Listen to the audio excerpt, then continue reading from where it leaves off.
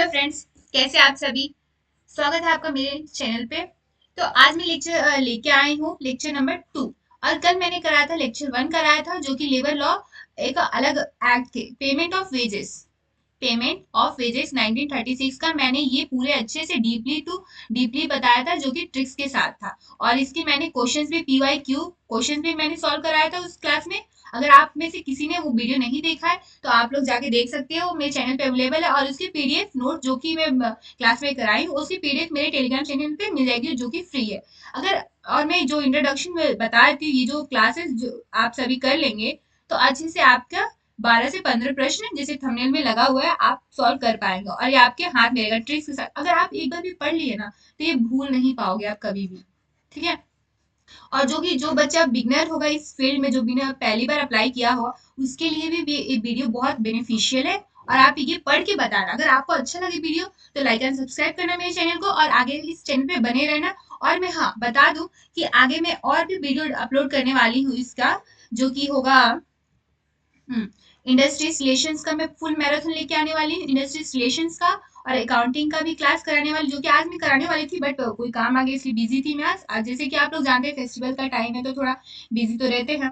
तो आज मैं अकाउंटेंसी का लेने वाली थी सुबह में, बट नहीं हो पाया, सॉरी उसके लिए। और जो कि बहुत कल लेके पक्का आऊंगी मैं अकाउंटेंसी का मैराथन।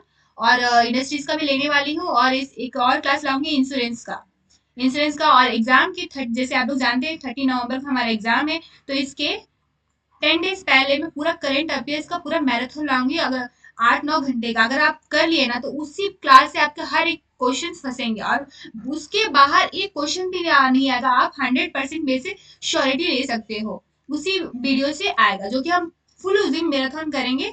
और करंट अफेयर्स का फिर आपको टेंशन लेने की कोई जरूरत ही नहीं है। आप बस मैं जितना पढ़ा रही हूँ आप मेरे साथ साथ पढ़ते जाइए, बस आपका यही काम है। फिर आपका जो ड्रीम जॉब है ना, जो कि आप सब बोलते हैं इम्पॉसिबल, यूपीएससी बहुत हार्ड एग्जाम होता है, आपके लिए यूं चुटकी का काम बन जाएगा। ठीक है। तो आज हम पढ़ते हैं, आज हमारा टॉपिक है मिनिमम वेजेस एक्ट 1948 का। तो आज हम इसका डीपली अच्छे से जानेंगे। इसका कब ये हुआ था, कब इन्फोर्स्ड हुआ था, कब इसका क्या है, इसका ऑब्जेक्टिव क्या है, इसकी बैकग्राउंड हिस्ट्री स्टोरी क्या है, ये क्यों आया था, क्या करेगा, और ये हम कहाँ कहाँ अप्लाई कर सकते हैं ये एक्ट। देखिए, अगर आप कोई चीज पढ़ते हैं, अगर उसका आपका पूरा अच्छे से इंफॉर्मेशन रहेगा तभी ना वो कहाँ अप्लाई होता है क्या नहीं होता है, क्या एडवांटेज है क्या डिसएडवांटेज, अगर आप जानेंगे अच्छे से तभी तो कहीं अप्लाई कर पाएंगे। वरना पढ़ के भी क्या फायदा अगर आपको कुछ पता ही नहीं एप्लीकेशन का क्या है, फिर क्या फायदा पढ़ने का। तो आज मैं इस वीडियो में आपको सब कुछ A to Z पूरे प्रो लेवल टू सब कुछ बताऊंगी। ठीक है। आपको टेंशन लेने की जरूरत नहीं, जो कि इसी क्लास में आपको याद हो जाए। वो भी क्वेश्चंस में आपको क्वेश्चन से प्रैक्टिस करवाऊंगी, और फ्री क्वेश्चंस भी दूंगी, जो आप बाद में भी आपका प्रैक्टिस के लिए यूज कर पाएंगे। तो हम इसमें पढ़ने वाले हैं, एप्लीकेशन पढ़ने वाले हैं, फिर ये क्या क्या कवर करता है, कहाँ कवर करता है और कहाँ नॉट एप्लीकेबल है, वो भी पढ़ेंगे ट्रिक्स के साथ। और इंपॉर्टेंट डेफिनेशन में क्या क्या इंपॉर्टेंट डेफिनेशन भी पढ़ेंगे। और फिर इसका इस एक्ट में कितने टाइप्स ऑफ वेजेस होते हैं, वेजेस क्या होता है क्या नहीं होता है, वो भी पढ़ेंगे। और इसकी प्रोविजन, मेन इंपॉर्टेंट प्रोविजंस क्या है, वो भी पढ़ेंगे हम। कंपोनेंट क्या है इसके, मतलब इन द सेंस पूरे हम इसके पूरा इसका होता है ना एक ऑपरेशन, इसका पूरा मिनिमम वेजेस एक्ट का पूरा ऑपरेशन ही कर देंगे। ठीक है, साथ में होगी। अगर आप लोग बोलेगे तो जैसे हम कोई वर्कर ओवर टाइम करता है तो क्या होता है क्या नहीं होता है, कैसे होता है, उसका स्टैंडर्ड लाइफ होना चाहिए कैसे नहीं, और सेक्शंस कौन से सेक्शन में क्या अवेलेबल है, वो सब हम इस वीडियो में पढ़ने वाले हैं। तो कृपया आप लास्ट तक मेरे चैनल पर बने रहिए और ये वीडियो देखिए। अगर आप लोगों को पसंद आएगा तभी आप लाइक कीजिएगा, मैं फोर्स नहीं कर रही आपको लाइक करने के लिए। अगर आपको पसंद आए तो मेरा चैनल सब्सक्राइब कीजिएगा, और इस वीडियो को लाइक और एक प्यारा सा कमेंट कर दीजिएगा, जिससे मुझे मोटिवेशन मिलती रहे, ताकि मैं इस अच्छे अच्छे वीडियोस कंटेंट आपके लिए लेकर आऊंगी। तो मैंने इसमें इंक्लूड किया है, ये थ्योरी पार्ट है, जो कि डेफिनेशंस, वेजेस क्या क्या होता है, फिक्सिंग क्या मिनिमम रेट का, ये सब है। कौन से इंस्पेक्टर अपॉइंट होते हैं, सेम है जैसे पहले मैंने जो एक्ट पढ़ा है, पेमेंट ऑफ वेजेस एक्ट पढ़ाया था, उससे रिलेटेड है, बट क्या क्या है वो अलग थोड़ा है।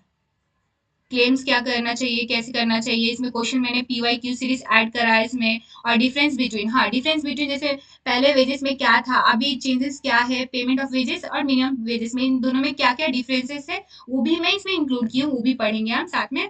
और ये मैंने इंपॉर्टेंट क्वेश्चन आपके लिए दिया है ये सब, तो ये आप प्रैक्टिस कर सकते हैं। और मैंने ये अगर पूरे 13 लॉस में कराऊंगी, पूरे 13 लॉस कराऊंगी साथ में। अगर ये लेबर लॉ पूरा कंप्लीट हो जाता है तो आपको मैं 500 इंपॉर्टेंट क्वेश्चन का एक पीडीएफ दूंगी, जो कि मेरे टेलीग्राम चैनल पे आपको अवेलेबल मिल जाएगा विथ फ्री।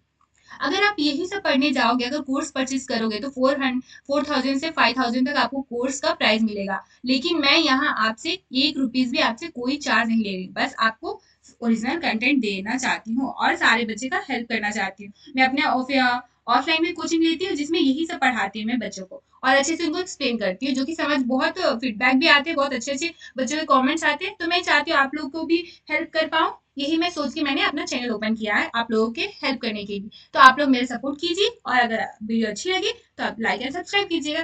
तो चलते हैं अपने क्लास को शुरू करते हैं, ठीक है। तो हम इसका समरी टाइप का, हम मुझे जैसे मैं बताती हूँ आपको, मुझे थ्योरी टाइप का पढ़ने बिल्कुल भी अच्छा नहीं लगता थ्योरी पढ़ना। तो इसमें मैं पहले लॉजिक के साथ पढ़ती हूँ, लॉजिक के साथ पढ़ती हूँ जो कि मुझे अच्छे से याद हो जाता है, और उसी को फॉलो करती हूँ। थ्योरी भी हम देख लेंगे, पहले लॉजिकली समझ लेते हैं, ठीक है। तो चलिए हम स्टार्ट करते हैं। एक सेकंड में अपना स्लाइड ओपन कर लेती हूँ। ठीक है, यहाँ से हम स्टार्ट करते हैं। तो आज का हमारा टॉपिक है मिनिमम वेजेस एक्ट 1948। इसका ओवरव्यू हम जानेंगे, ओवरव्यू क्या है, क्यों है, कैसे आया है, इसका ऑब्जेक्टिव क्या है, वो सब हम इस वीडियो में जानेंगे। तो ये इनैक्टेड हुआ था 15 मार्च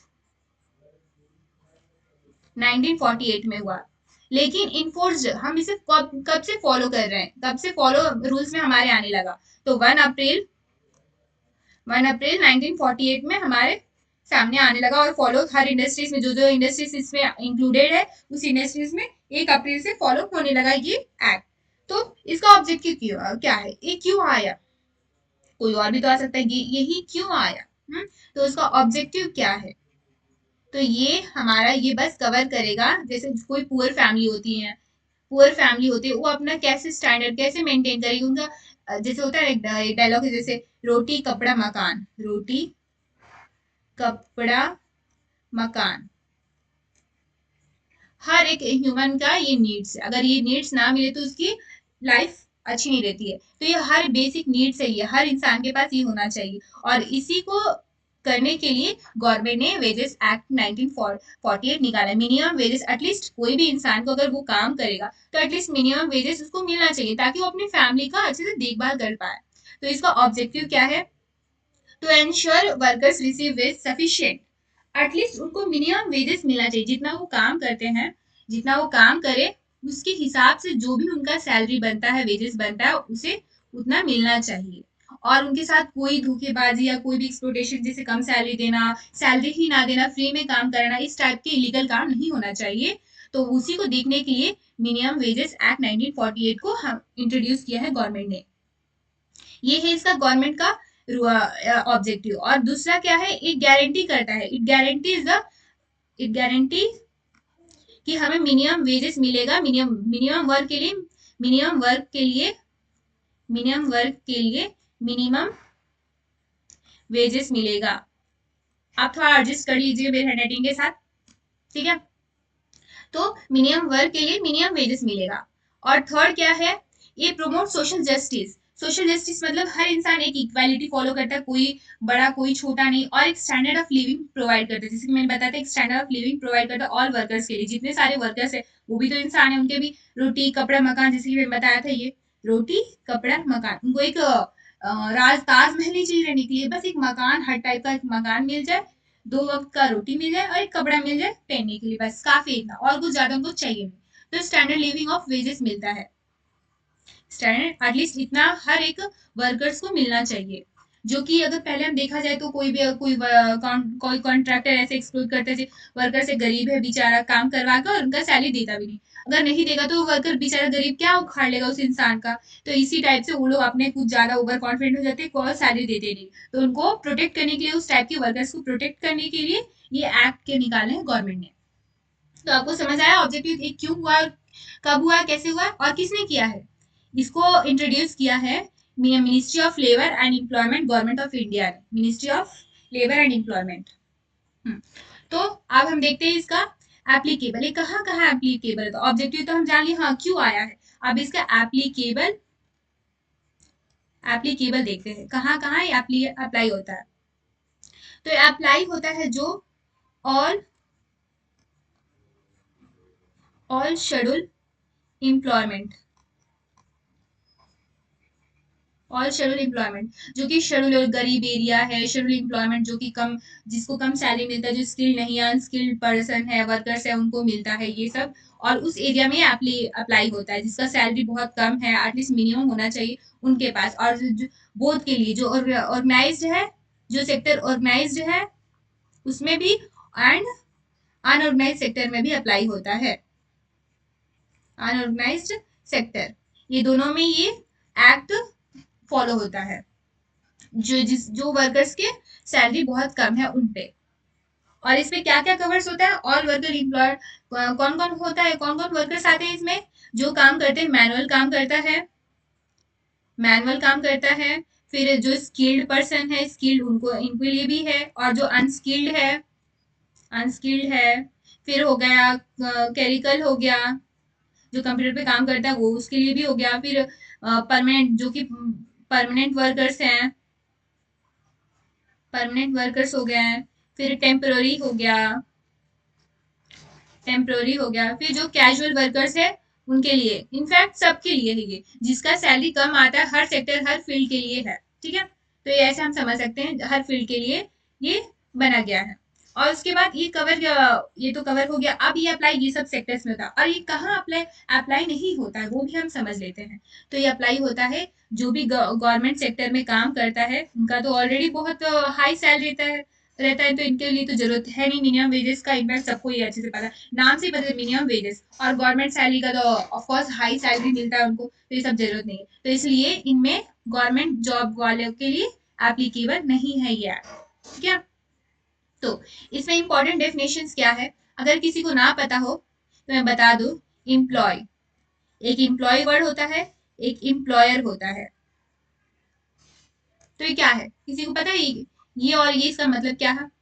तो एम्प्लॉयर मतलब होता है, एम्प्लॉयर मतलब होता है कि जो इंसान बॉस होता है, जो रिस्पॉन्सिबल है एक नीचे वाले अपने इंसान का वेज देने के लिए, वेजेस सैलरी, जो काम किया है उसके इन टर्म ऑफ मनी होता है, उसको वेजेस बोलते हैं। तो उसे जो पैसा देता है, काम किया वो पैसा देता है, उसे हम एम्प्लॉयर बोलते हैं। और जो इसके अंडर काम करता है, skilled and skilled person, workers, उसे हम बोलते हैं एम्प्लॉय, उसे एम्प्लॉय बोलते हैं।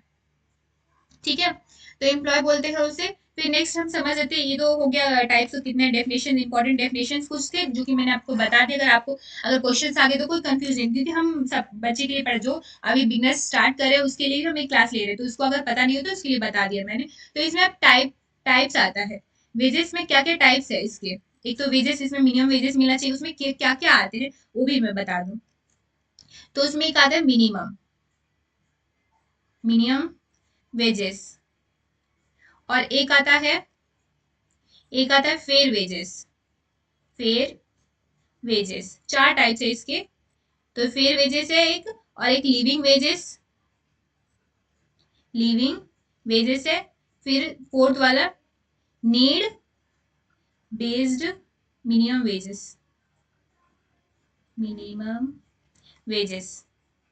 तो ये हमारे चार टाइप्स है, जो कि इसका मीन्स क्या होता है वो भी समझाते हैं। मतलब मिनिमम वेजेस मतलब जो कि ये एक डाटा, मतलब एक सैलरी फिक्स होती है, एक मिनिमम वेजेस एक सैलरी फिक्स होती है, उसके नीचे नहीं होना चाहिए, इतना एटलीस्ट इतना मिनिमम होना ही चाहिए, ये होता है मिनिमम वेजेस। और फेयर वेजेस मतलब between minimum wages and living wages.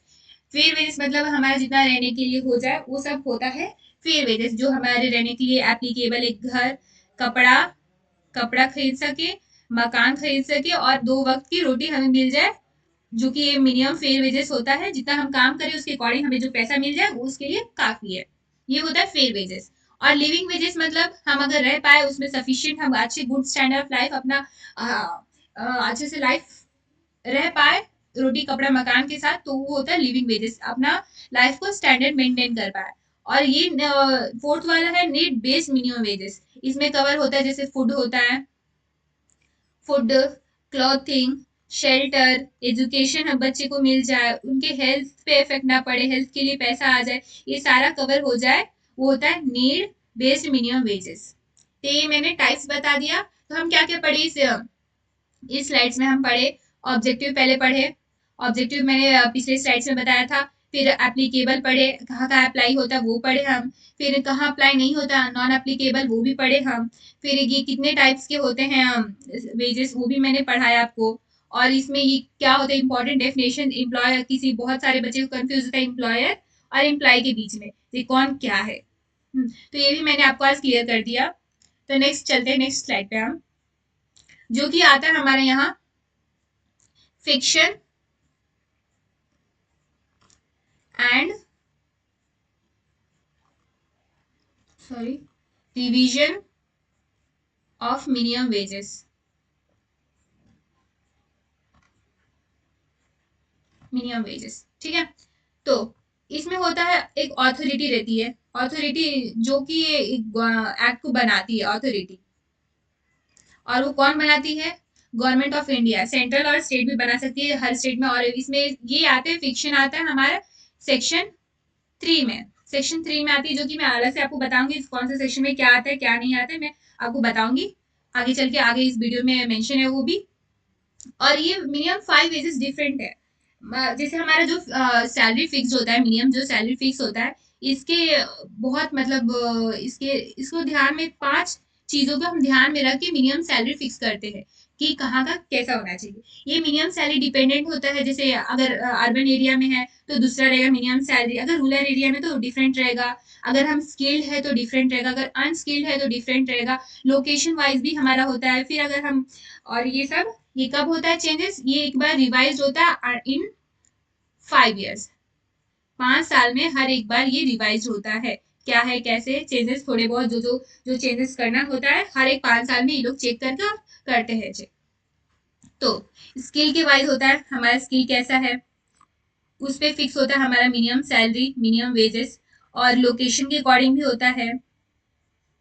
और ये रिवाइज करते हैं 5 साल में, जो कि मैंने बता दिया, हर एक 5 साल में ये एक्ट को देखते हैं क्या जरूरत है क्या जरूरत नहीं है, वो सब हमें करते हैं। ये होता है मिनिमम वेजेस फिक्स करने का एक गवर्नमेंट को, जो उनमें कैटेगरी मिक्स करते हैं। और अगर बेसिक और हमें वेजेस देते हैं, उसमें क्या क्या कंपोनेंट इंक्लूड करता है, कंपोनेंट इसमें क्या क्या रहता है, क्या क्या उसमें हमें अलाउंस देते हैं। तो ये तो एक बेसिक पे जितना हमें फिक्स, अगर हम रूरल एरिया में तो उसका बेसिक पे रहता है, कोई स्पेसिफिक कोई पे नहीं है, हाँ 20,000 या 25,000 ऐसे कुछ नहीं है, जिस हिसाब से जैसे प्लेस होगा वैसा होगा, ये अनप्रेडिक्टेबल है। तो इसका एक बेसिक होता है, बेसिक पे जो कि फिक्स होगा, बेसिक पे होता है। और फिर डीए होता है, डे लेस अलाउंस।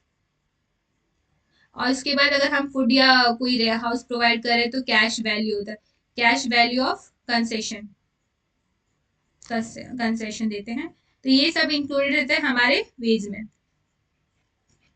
इस एक्ट में वो सब है।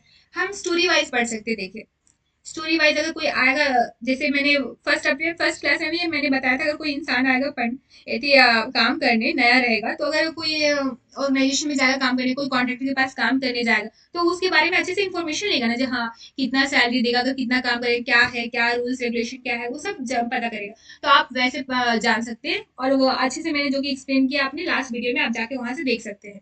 और ऐसा भी आप उसी से कनेक्ट कीजिए, अपने रियल लाइफ से आप जितना कनेक्ट करके पढ़ पाओगे उतना आपके लिए बहुत अच्छा रहेगा। हम्म। तो ये हो गया हमारा वेजेस में क्या क्या कंपोनेंट इंक्लूड है, आप ऐसे याद कर सकते हैं, बी प्लस डी प्लस सी। ये हो गया बेसिक, डेरेंस, कैश। ये हो गया हमारा ट्रिक टू रिमेम्बर, हमारा वेजेस ट्रिक्स के साथ हम याद कर सकते हैं ये। और जो कि ट्रिक्स है मैं लास्ट में बताऊंगी क्या इंपॉर्टेंट है ट्रिक्स, ये 5 ईयर का इंपॉर्टेंट है, बहुत इंपॉर्टेंट है, लास्ट ईयर प्रीवियस ईयर के क्वेश्चन आया था ये। और ये भी वेजेस में कंपोनेंट क्या क्या इंक्लूडेड है। अब मैं इंपॉर्टेंट सेक्शन आपको बता देती हूँ, इंपॉर्टेंट क्या क्या इंपॉर्टेंट सेक्शन है। एक तो हमारा सेक्शन 3, जो कि मैंने पहले आपको बता दी, जिसमें फिक्शन आता है। और सेक्शन 5 है, जो कि जिसमें प्रोसीजर प्रोसीजर होता है फिक्सिंग करने के लिए, कैसे हम फिक्स करते हैं, इसमें प्रोसीजर पूरे पूरे लिखे गए हैं सेक्शन 5। सेक्शन हम उसे कहते हैं, जैसे एक कोई गवर्नमेंट कोई पीडीएफ बनता है या कोई मटेरियल कोई हम फाइल रेडी करते हैं तो उसमें सेक्शन वाइज हम पहले इंक्लूड क्या करेंगे, फिर सेकंड क्या, जैसे हम ऐसे राइटिंग लिखते हैं तो पहले इंट्रोडक्शन लिखते हैं, फिर उसका इंपॉर्टेंस क्या है, फिर एप्लीकेशन क्या है, लास्ट में कंक्लूजन लिखते हैं। उसी हिसाब से हम सेक्शन वाइज पहला सेक्शन दूसरा सेक्शन क्या क्या है वैसे हम सेक्शन में इसे डिवाइड किए एक्ट को। तो ये सेक्शन 5 में हमारा 5 5वें पॉइंट पे हमारा प्रोसीजर लिखा है फिक्सिंग का। थर्ड पे तो फिक्सेशन लिखा है और उसके बाद प्रोसीजर इसका 5 पे लिखा है। और नेक्स्ट इंपॉर्टेंट सेक्शन है हमारा 12 जिसमें payment of minimum rate, payment of minimum rate का लिखा गया है, ये याद कर सकते हैं। फिर 13 है, 14 है, 18 है और 20 है। बस आप कितना 6 याद कर सकते हैं, 6। ये इंपॉर्टेंट है, बहुत ज़्यादा इंपॉर्टेंट। इसमें तो हमारा वर्किंग आवर्स का इंक्लूडेड है, वर्किंग आवर्स ये पेमेंट रेट में देगा। फिर वर्किंग कितना टाइम, हम कितना का टाइम में अगर ओवर टाइम किए तो ओवर डबल रेट देगा, अगर ओवर टाइम किए तो, जो कि ओवर टाइम का हमें यहाँ इंक्लूडेड है 14 में। पहले प्रोसीजर फिक्सिंग करेगा, फिर प्रोसीजर इसका आएगा, फिर पेमेंट हमें कितना देगा और रेट उसी हिसाब से आप स्टोरी वाइज इसे कनेक्ट कीजिए। फिर वर्कर्स, इसमें वर्कर आवर्स कितना कितना काम करना वो पूछेगा, कितने घंटे के लिए, 8 घंटा, 5 घंटा, 4 घंटा, कितना घंटा काम करना है। फिर अगर ओवर टाइम किया तो कितना होगा, इधर इसलिए इधर ओवर टाइम है, ओवर टाइम इसका डबल रेट मिलेगा। अगर जो वर्कर ओवर टाइम करता है उसको डबल रेट देते, जितना बेसिक पे होता है उसे डबल हम कर देते, इंटू 2 कर देते, वो देते हैं। और 18 में क्या है, मेंटेनेंस, मेंटेनेंस इंक्लूड है, जो रजिस्टर कॉन्ट्रैक्ट बनाएगा उसको मेंटेनेंस एंड रिकॉर्ड करना है, उसको रजिस्टर करना, हर ईयरली मंथली सब रिकॉर्ड करना है, कितने वेजेस दे रहे हैं आप एम्प्लॉय को, कितना नहीं दे रहा, वो सब भी उसमें इंक्लूडेड रहेंगे। और 18 तो हो गया। 20 में हमें क्लेम्स कर सकते हैं। क्लेम मतलब अगर यहाँ जैसे एम्प्लॉय है, ये एम्प्लॉयर है, अगर ये गलत करे तो आप इसके अगेंस्ट क्लेम कर सकते हैं, अगर ये गलत करे तो आप इसके अगेंस्ट कंप्लेन कर सकते हैं। ठीक है, तो हम चलते हैं नेक्स्ट स्लाइड्स पे। हमारा लगता है ये फुल हो गया, तो नेक्स्ट स्लाइड्स पे हम वेट नीचे ऐड की हूँ, नेक्स्ट स्लाइड्स वो उस पे चलते हैं। हाँ, तो यहाँ हम नीचे स्लाइड से ऐड किए, तो हम बता दो, अब हम वर्किंग टाइम के बारे में बात कर रहे थे। वर्किंग आवर्स हमारा कितना होना चाहिए और कैसा है वर्किंग आवर्स का सिस्टम, तो वो भी बता दूं मैं आपको। तो नॉर्मल वर्किंग डेज क्या है, नॉर्मल वर्किंग डेज तो हमारा 9 घंटे का काम होता है। जो कोई भी आप कहीं भी इंडस्ट्रीज में जाएंगे तो आपका मिनिमम 9 घंटे का काम होता है, जो कि 1 आवर रेस्ट लंच का टाइम मिलता है 1 आवर के लिए। अगर आपको ओवर टाइम करना है, अगर काम ओवर टाइम हो गया तो आपको डबल पेमेंट मिलेगा, double double payment, double payment हो जाएगा, और जितना पे उसका डबल हो जाएगा, इंटू 2 कर देंगे। अगर वीकली हॉलीडे, इसमें वीकली हॉलीडेज भी मिलता है। वीकली हॉलीडे जैसे अगर जिसका संडे को या सैटरडे के, मतलब एक दिन हफ्ते में एक दिन छुट्टी मिलता ही है, वीकली हॉलीडेज, जो कि उसका भी सैलरी देते हैं, 1 डे ऑफ उसका भी सैलरी दिया जाता है। ये रूल्स है। तो ये हो गया हमारा वर्किंग आवर्स का क्या सिस्टम है, क्या है, कैसे है, वो हम जान लिए। अब इसको ट्रिक्स के साथ आप कैसे पढ़ेंगे, 9 1 2 आप ये याद कर लीजिए। 9, एक तो 9 घंटे का काम, एक एक दिन ऑफ रहता है, 1 डे ऑफ होता है, और 2 डबल पेमेंट मिलता है हमें। 9 1 2 करके याद कर सकते हैं आप। तो ये तो हो गया, हम इसका ऑब्जेक्टिव जान लिए, एप्लीकेशन जान लिए, क्या क्या है वो सब जान लिए, वर्किंग आवर्स का सिस्टम क्या है, कैसे है वो सब, कहाँ एप्लीकेशन होता है कहाँ नहीं होता है, वो सब हम जान लिए। फिर अब इसका क्या ऑथोरिटी क्या है, इसमें कौन अपॉइंट होता है, वो सब आप जानेंगे। ठीक है, तो इसमें जैसे मैंने लास्ट एक्ट में बताया था, पेमेंट ऑफ वेजेस एक्ट में मैंने बताया था, उसमें इंस्पेक्टर इंस्पेक्टर अपॉइंट होता है, इंस्पेक्टर। यहाँ भी सेम इंस्पेक्टर होगा, जो कि जिसका काम रहेगा सेम काम रहेगा, पहले इंश्योर करना, फिर इंक्वायरी करना, और उसके बाद कोई कंप्लेन आए तो उसको इन्वेस्टिगेट करना, ये तीनों काम रहेगा। इन्वेस्टिगेट करना ये सब उसका काम है। तो अथॉरिटी हम देख लेते हैं, नेक्स्ट स्लाइड पे जाके देख लेते हैं। तो इसमें इंस्पेक्टर जैसे मैं बनाया था, उसको कॉम्प्लेंस और इंश्योर करेगा और चेक रजिस्टर भी करेगा। और एक और एक तो पहले इंस्पेक्टर लिख देती हूँ मैं यहाँ। नेक्स्ट होगा एक लेबर के लिए कमिश्नर आएगा, labour commissioner, specific labour commissioner. ठीक है, लेबर कमीशन जो काम करेगा हैंडल, अगर कोई दो लेबर के बीच झगड़ा हो गया, ये इसका बात नहीं मान रहा है, ये इसकी बात नहीं मान रहा है, तो उसको हैंडल करेगा। या फिर एम्प्लॉयर और एम्प्लॉय के बीच ये इतना सैलरी मांग रहा है, ये नहीं दे रहा है, दोनों में झगड़ा हो गया, तो कौन सॉल्व, कोई इंसान रहना चाहिए सॉल्व करने के लिए इन दोनों को। ये अगर एक कोई भी झगड़ा कर लेगा तो तब तो कंपनी चलेगी नहीं और इनको वर्कर को पेमेंट मिलेगा नहीं। तो इसके लिए स्पेशली लेबर कमिश्नर को अपॉइंट किया गया है जो इन प्रॉब्लम को हैंडल करेगा। तो ये हैंडल डिस्प्यूट का हैंडल करेगा। ये इसका स्पेसिफिक यही काम है। और इंस्पेक्टर काम है जैसे अगर रिकॉर्ड वो रजिस्टर बनाते हैं तो उसको इंश्योर करेगा, फिर इंक्वायरी करेगा कि हाँ कोई पेमेंट मिल रहा है कि नहीं मिल रहा है, कोई इलीगल काम तो नहीं हो रहा है, उनको अच्छे से वेजेस मिल रहा है कि नहीं, वो सब इसका काम है। अगर कोई कंप्लेन भी करे तो इसको इन्वेस्टिगेट करना इंस्पेक्टर का काम है। और एक और यहाँ अपॉइंटमेंट है जो कि होता है एडवर्सरी बोर्ड। एडवर्सरी बोर्ड जो होता है सबसे टॉप लेवल पे है गवर्नमेंट। गवर्नमेंट होता है जो फिक्स करता है वेजेस फिक्शन, किसको कितना मिलना चाहिए वेज यही फिक्स करता है। रूरल्स एरिया ये सब काम होता है, अथॉरिटी ये सब फिक्स करता है। तो इसमें लास्ट एक्ट में बस इंस्पेक्टर था, इसमें तीन है, inspector, labour commissioner, advisory board, ये सब तीन होता है इसमें। तो अब ये सब हो गया। अगर कोई इंसान ये गलत कर रहा है, अगर ये कंप्लेन कर दिया, इसको इंस्पेक्टर से कंप्लेन कर दिया और ये गलती में अपने पकड़ा गया, तो इसको क्या करेंगे? क्या जेल में डाल देंगे या उसको मर्डर कर देंगे? क्या करेंगे? तो इसको पेनल्टीज देनी पड़ेगी। इस हमारा नेक्स्ट टॉपिक ही पेनल्टीज है। इसको पेनल्टीज देनी पड़ेगी। और कितनी देनी पड़ेगी? अगर फेलियर, अगर सैलरी टाइम से नहीं दिया, ये सैलरी अगर टाइम से नहीं दिया तो इसको मिनिमम फेलियर, तो अगर फेल हो गया तो इसको 6 मंथ की जेल हो सकती है और फाइन होगी 500, अप टू 500 तक रुपए इसको फाइन लग सकती है। अगर अगर पकड़ा गया, अगर नहीं दिया, मैं नहीं दिया उसे सैलरी, अगर कम सैलरी दे रहा है, जितना हमारा फिक्स रेट है मिनिमम सैलरी, जितना हमारा लिमिट फिक्स है, अगर उसे कम सैलरी दे रहा है या नहीं दे रहा है, कुछ इलीगल काम कर रहा है, तो उसमें हम 6 मंथ को जेल भेज सकते हैं और 500 रुपए फाइन भी ले सकते हैं उससे।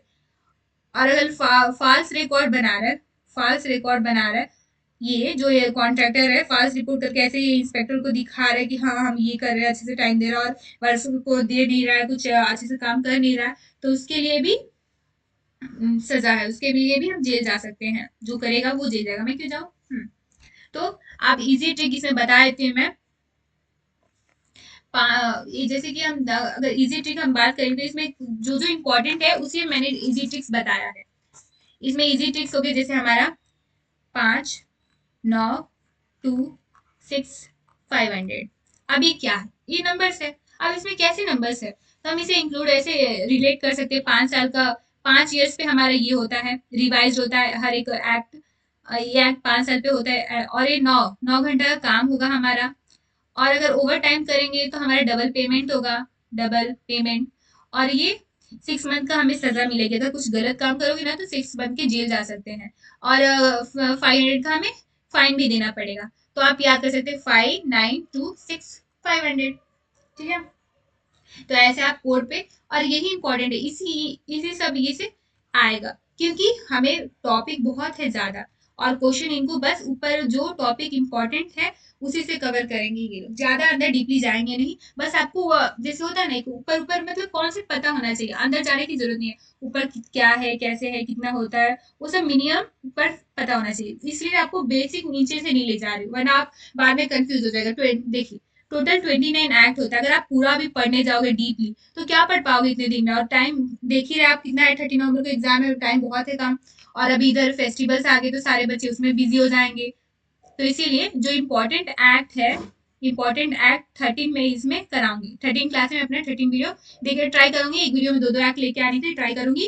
तो अगर 13 एक्ट टोटल कराऊंगी जो कि इम्पोर्टेंट है, इंडस्ट्रीज रिलेशन का, लेबर लॉ का, तो वो सब मैं कराऊंगी वीडियोस इसमें। और ये कंप्लीट होने के बाद जैसे आपने बताया 500 इंपॉर्टेंट क्वेश्चन भी आपके लिए प्रोवाइड करूंगी जो कि मेरे टेलीग्राम पे चैनल पे मिल जाएगा। तो चलते हम आगे बढ़ते हैं अपनी क्लास के लिए। तो ये 5, 9, 2, 6, 500 ये आप अच्छे से अपनी नोटबुक पे या अपने स्टडी टेबल पे चार्ट पे लगाते हैं ना वॉल पे, वहां आप चिपका लीजिएगा 5, 9, 2, 6, 500 ऐसे 5 किस लिए, फिर से रिपीट कर देती हूँ मैं। 5 ईयर्स के लिए 5 ईयर्स पे रिवाइज करते हैं एक्ट को, और 9 घंटा हम काम करवाते हैं जो कि बेसिक आवर्स होता है, और 2 डबल पेमेंट, अगर कोई ओवर टाइम करते तो हम डबल पेमेंट करते हैं। और 6 मंथ क्या होता है, 6 मंथ अगर कोई गलत काम में पकड़ा जाए तो 6 मंथ हम उसे जेल भेज सकते हैं और 500 का फाइन ले सकते हैं। और हम नहीं लेंगे, गवर्नमेंट लेगा। कहीं आप लोग सोचोगे कि आप लोगे, नहीं, ऐसा नहीं है, गवर्नमेंट उनसे फाइन कलेक्ट करेगा। तो चलो हम, मैं आपसे क्वेश्चन पूछती हूँ, ठीक है? तो आप देखते हो कौन कौन कमेंट पे आंसर दे रहा है। पहला question, minimum minimum wages act was enacted in, कब हुआ था, इनएक्टेड कब हुआ था वो बताइए मुझे। दूसरा question, minimum wages must be revised at least once in, कब होना चाहिए उसको रिवाइज, कितने साल में होना चाहिए वो बताइए मुझे। और ओवर टाइम करने के बाद हमारा सैलरी क्या मिलता है, बेसिक मिलता है। ओवर टाइम काम करने के लिए, ओवर टाइम वर्क करने के लिए हमारा कितना सैलरी मिलता है वो बताइए। फिर फोर्थ क्वेश्चन है, ये एक्ट किन पे अप्लाई होता है, ये एक्ट अप्लाइज ऑन किन किन पे अप्लाई होता है ये बताइए मुझे। फिर फिफ्थ वाला question, component of wages, component इसमें वेजेस में हमें क्या क्या कंपोनेंट इंक्लूडेड है, वेजेस में कंपोनेंट क्या क्या इंक्लूडेड है, क्या क्या सैलरी देते हैं, वो सब मैंने आपको ट्रिक के साथ बताया था, ठीक है? तो ये 5 क्वेश्चन है जो कि मैं आपको दे रही, आप इसका आंसर कमेंट में कर दीजिएगा। तो ये रहे मेरे ट्रिक्स, कैसे लगे आपको, अच्छे से कमेंट में करके प्यारे कमेंट कीजिएगा, ठीक है? तो ये मैं ट्रिक्स के साथ, आई होप आपको याद हो गया होगा अच्छे से। अगर एक दो बार और आप रिवाइज कर लेंगे जो कि ट्रिक्स मैं अच्छे से बताई हूँ, वो आप तो आई श्योर आपको अच्छे से याद हो जाएगा, ठीक है? तो मिनिमम वेजेस ये कंप्लीट हो गया हमारा, payment of wages, wages complete हो गया। अब हम चलते हैं अपने थ्योरी पे, हमारा थ्योरी क्या क्या था वो भी एक बार देख लेते हैं। ज्यादा आपको ये सब एक्ट ना डीपली पढ़ने की जरूरत नहीं, जो कि जितना मैं इजी ट्रिक्स बताई हूँ, 5 9 2 6 500, और थोड़े स्टार्टिंग में जो ऑब्जेक्टिव क्या है, कैसे होता है, किसने लॉन्च किया, कब इन्फोर्स हुआ है, वो सब आप देख लीजिएगा। बस काफी है इतना आपके लिए, इसी से क्वेश्चन फंसेंगे, आपको ज्यादा डीपली जाने की जरूरत नहीं है। तो चलिए थ्योरी थोड़ा देख लेते हैं, फिर क्वेश्चन करेंगे साथ में, ठीक है? और हाँ, डिफरेंस बिटवीन में भी बचा है ना, हाँ वो भी करेंगे साथ में। तो हमारा ये मिनिमम वेजेस एक्ट 1948, और ये क्या होता है, ऑब्जेक्टिव क्या है, जैसे कि मैंने बोला था, ये रेट ऑफ वेजेस देता है सर्टेन एम्प्लॉयमेंट्स के लिए, बस मिनिमम वेजेस। फिर ये क्या क्या होता है, person who is completed 14th year of age but not completed 18 years, इनके इनके लिए भी होता है। एडोलसेंट, इसे क्या बोलते हैं, जो 18 ईयर्स के अभी कंप्लीट नहीं हुआ है लेकिन 14 ईयर्स में काम करते हो, एडोलसेंट बोलते हैं। जो 18 ईयर्स हो गया वो अडल्ट होता है, जो 14 ईयर्स में वो चाइल्ड होता है। जो इनके 14 और 8 के बीच में आते हैं उन्हें एडोलसेंट बोलते हैं।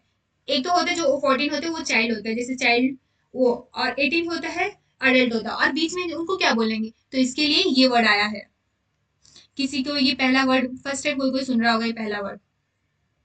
तो इसका डेफिनेशन क्या है, एम्प्लॉयर का डेफिनेशन तो आपको मैंने बताया था अच्छे से, जो एक रिस्पॉन्सिबल होता है वेजेस का, जैसे अपने नीचे वाले जो काम कराएंगे हम किसी वर्कर से या लेबर से, किसी को काम करें तो रिस्पॉन्सिबल होता है उनको वेज देने के लिए। जैसे कोई मैनेजर हो गया, फैक्ट्री का मैनेजर हो गया, वो रिस्पॉन्सिबल है। कॉन्ट्रैक्टर हो गया, अथॉरिटी जो हमारे मतलब ऊपर वाले जो बॉस होंगे वो हमारे रिस्पॉन्सिबल है, जो हमें रिक्रूट करते हैं वो रिस्पॉन्सिबल है सैलरी देने का। ये है डेफिनेशन ऑफ एम्प्लॉयर। वेजेस किस में होता है, इसमें HR, इनोवेशन मनी, मनी के फॉर्म में हमें वेजेस मिलता है। फिर गवर्नमेंट क्या क्या देता है, गवर्नमेंट का इसमें रोल क्या है, गवर्नमेंट ने एक्ट बनाया है fixing minimum rate of wages, rate fix वही करता है, गवर्नमेंट ही करता है, जैसे कि मैंने बता दिया था, और हर 5 साल में रिवाइज करता है, कितना एम्प्लॉयज को कितना देना चाहिए, सब वही डिस्कस करता है। Until they revise minimum 5 years में shall be continue in force, जब रिवाइज कर लेते हैं तब वो बाद में कंटिन्यू फोर्स होता है, यही सब है इसमें। में फिक्स, वो फिक्स करता है, क्या क्या फिक्स करता है, रेट फिक्स करता है, क्या पीस ऑफ वेजेस, वर्क कितना होना चाहिए वो भी फिक्स करता है, कितने वेजेस, वेज वर्क के अकॉर्डिंग वो अपना रेट फिक्स करता है। फिर वो एनिमरेशन भी देता है, कितने टाइम काम करेगा तो कितना होगा रेट होगा। फिर minimum rate to apply over time, हाँ ओवर टाइम के लिए डबल रेट होगा, डबल पेमेंट मिलना चाहिए आपको। मैं इतना पढ़ने की जरूरत नहीं है, लेकिन आपके रेफरेंस के लिए मैंने ये सब इंक्लूड कर दिया है। पीडीएफ में आपको शेयर करूंगी, तो आप वहां से अपने ग्लांस कर सकते हैं। तो मिनिमम रेट में क्या आता है, शेड्यूल एम्प्लॉयमेंट जो मतलब गरीब एरिया है वहाँ स्पेसिफिक उसी के लिए बना गया है। Different classes of worker same schedule employment. Adult के लिए adult and childrens apprentice different localities के लिए हो गया ये रेट। ये रेट उन्हीं पे डिपेंड करता है का मतलब कौन इंसान स्किल्ड है अनस्किल्ड है, सबका अलग अलग मिनिमम सैलरी होगा भाई। स्किल्ड वाले अगर अच्छा काम करें तो उनको हम 10,000 देंगे तो काम करेंगे बताइए। अगर कोई जिसको कुछ पढ़ाई लिखाई नहीं कुछ है, अगर उसे 10,000 तो एटलीस्ट उसके लिए बहुत है उतना, अपने लाइफ को अच्छे से लिव कर पाएगा ना। तो उसके लिए इसीलिए हर कैटेगरी पे डिपेंड करता है अलग अलग मिनिमम वेजेस। और ये होता है वेजेस में फिक्स फॉर एनी वन और more of the following wages period. तो ये आवर पे फिक्स हो सकता है, day month larger wage period, ये सब है। ये सब तो मैंने एक्सप्लेन कर ही दिया है अपने शॉर्टकट मेथड से, तो ये सब आप देख सकते हैं। इसमें एडवर्सरी बोर्ड भी हमें अपॉइंट करते हैं, जो कि टॉप सबसे टॉप पावर रहती है, सब वही डिसाइड करती है क्या करना है कैसे करना है और कितना पेमेंट वो सब होता है। वेज किस काइंड में होता है, कैश में दिया जाता है, उसका ट्रांसफर हम कर सकते हैं, custom wages allow partly in kind. Sorry, ये कंसेशन उसे कंसेशन में हम हाउस देते हैं, कंसेशन में फूड प्रोवाइड कर सकते हैं, ट्रांसपोर्ट प्रोवाइड कर सकते हैं, ये सब है। फिर नंबर ऑफ आवर्स फिक्स करते हैं। Normal working day, fixing of hour normal 9 घंटे का काम होता है और 7 दिन में एक दिन छुट्टी मिलता है, और एक घंटे 9 आवर्स में 1 आवर रेस्ट पीरियड भी मिलता है। ओवर टाइम अगर करेगा तो डबल पेमेंट मिलेगा। आप बस इतना याद रखिए, ये सब पढ़ने की जरूरत नहीं है, कितना याद कर पाएंगे आप। और wages of who works for more less than normal working day, तो अगर नॉर्मल कोई अपने काम जितना 9 घंटा है, अगर आप उससे कम काम करोगे तो आपको कम ही सैलरी मिलेगी। जितना बेसिक सैलरी रहेगा उससे कट करके आप जितना एब्सेंट रहेंगे उससे कम करके आपको बेसिक सैलरी मिलेगी, सिंपल। तो ये इंस्पेक्टर, हाँ इंस्पेक्टर क्या काम करेगा, तो इंस्पेक्टर अपॉइंट करता है, गवर्नमेंट अपॉइंट करता है इंस्पेक्टर को, और एंटर प्रेमिसेस एग्जामिन करता है every person who is employ enter her employees of out work and workers given in respect payment to made up for the work require. इसको payment करता है government करता है, और ये रिकॉर्ड चेक करता है, डेली रजिस्टर जो कि कॉन्ट्रेक्टर मेंटेन करते हैं, अपने काम कैसे करे सारे उसमें मेंटेन करते हैं। और चीज अगर कोई कंप्लेन कर दिया, कोई वर्कर कंप्लेन कर दिया कॉन्ट्रैक्टर के अगेंस्ट, तो उस अगर वो पकड़ा गया तो उसका कंपनी, ये इंस्पेक्टर को इतना पावर है कि वो कंपनी को सीज कर सकता है, ताला लगा सकता है। तो ये उसके और एक्शन ले सकता है, उसके अगेंस्ट एक्शन ले सकता है, इतना पावर है इंस्पेक्टर के पास। क्लेम्स करेंगे तो 6 मंथ का अगर वो पकड़ा गया तो उसे 6 मंथ की सजा और 500 फाइन। ये सब तो मैं पढ़ा ही चुकी हूँ आपको, ये सब फाइन देना पड़ेगा बस। इससे ज्यादा और कुछ इंपॉर्टेंट नहीं, तो हम आ गए हैं अपने पीवाईक्यू सीरीज में। ये हमारा पीवाईक्यू से लास्ट ईयर क्वेश्चन है, आप चाहे तो रेफरेंस बैक चेक भी कर सकते हैं, ठीक है। तो हमारा पीवाई, चलिए बताइए आंसर, फटाफट से आंसर बताइए। Minimum wages act 1948 was enacted for the purpose, हाँ मैंने 5 क्वेश्चन आपसे पूछे थे, वो बताइए। कमेंट जरूर, मैं कमेंट चेक करती हूँ, ठीक है। तो ये 1948 में हुआ था, क्या है आंसर। तो मैं जैसे बताया था, ये शेड्यूल एम्प्लॉयमेंट के लिए, जो गरीब एरिया जो शेड्यूल हुआ था, मेन इंपॉर्टेंट, बहुत मतलब उनके पास कोई लिविंग स्टैंडर्ड नहीं है, तो उनके लिए मिनिमम वेजेस एटलीस्ट उनको मिनिमम दिया जाएगा तो अच्छे से अपना लाइफ जी सकते हैं। तो ये उनके लिए है, तो हमारा करेक्ट आंसर ये हो गया। Next question. As per the Minimum Wages Act 1948, the rate of minimum wages which are finally notified in the official gazette, and unless such notification otherwise provide comes into force after the expiry of which of the following period from the date of its issue. तो इसका answer बताइए क्या होगा।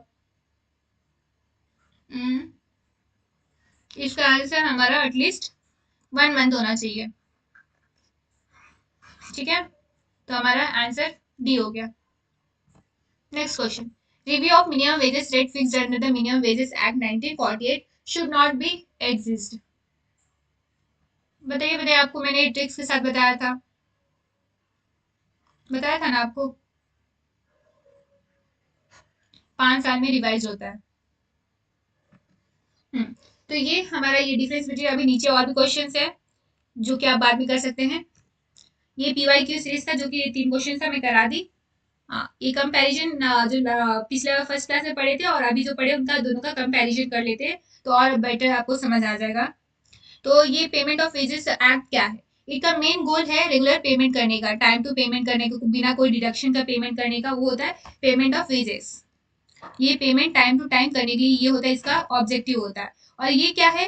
Minimum wages, at least minimum कोई भी workers को minimum wage दे पाए वो, ये होता है मिनिमम। और ये होता है time to time, full payment देना, टाइम देना और प्रॉपर देना, जो कि हम ट्रिक्स के साथ पढ़े थे, तो याद ही होगा आपको। और इसमें हमें मिनिमम सैलरी देना चाहिए, मिनिमम। तो ये हो गया इनका पर्पस, क्यों आया था। तो नेक्स्ट ऑब्जेक्टिव, ऑब्जेक्टिव भी वही हो गया, डिले, इसमें डिले नहीं होना चाहिए, इसमें डिले नहीं होना चाहिए।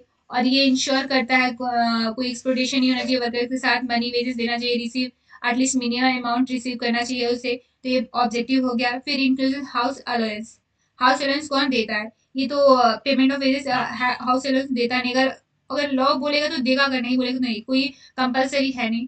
लेकिन इसमें हाउस अलाउंस इंक्लूडेड है, इसको देना है, अपना हाउस हाउस के लिए पैसा इंक्लूड करना है बेसिक पे में।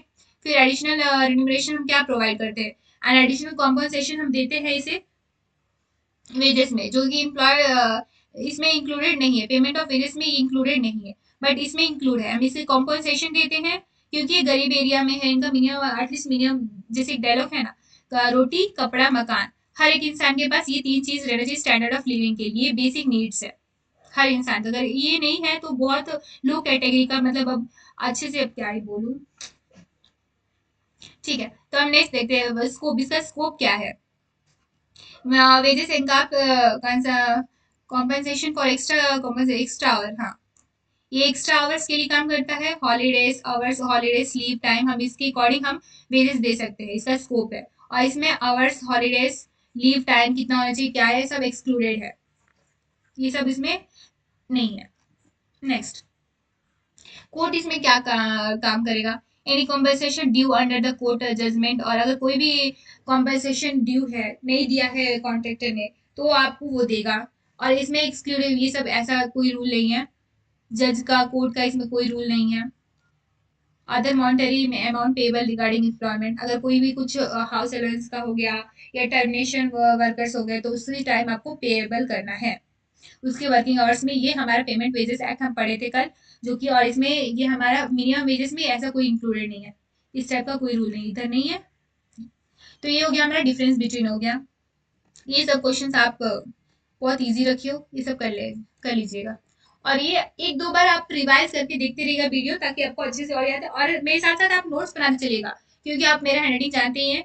आप जो कि मैं जो डिटेक्ट करती हूँ, आप स्पेलिंग वो सब आप नोट्स बनाते चलिएगा, ताकि आपको कभी भी रिवीजन के लिए बहुत ईजी हो जाए।